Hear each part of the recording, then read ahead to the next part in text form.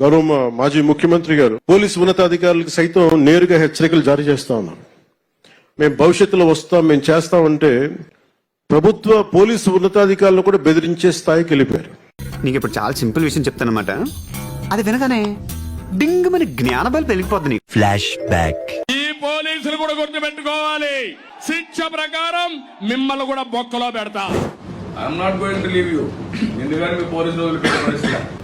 I'm not going to leave you. ఎందుకని మీ police రోజులు పెట్టే పరిస్థితి. పోలీసులు మీ గాలి కూడా తీస్తా, జాగ్రత్తగా ఉండండి. పోలీసులు కూడా చొక్కాలు ఇప్పేయండి, మీ బట్టలు ఇప్పేయండి. పోలీసులు బట్టలు ఇప్పి తరలిస్తా.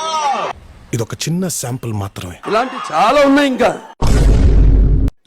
ఏ అధికారి కూడా, ఏ రాజకీయ నాయకుడు కూడా పోలీస్ అధికారులు కానీ ఒక పోలీస్ కానిస్టేబుల్ దగ్గర నుంచి ఉన్నత పోలీస్ అధికారి వరకు బెదిరిస్తే ఉపేక్షించదు. నారా చంద్రబాబు నాయుడు గారి నాయకత్వంలోని కూటమి ప్రభుత్వం చాలా చాలా బలంగా తీసుకుంటుంది.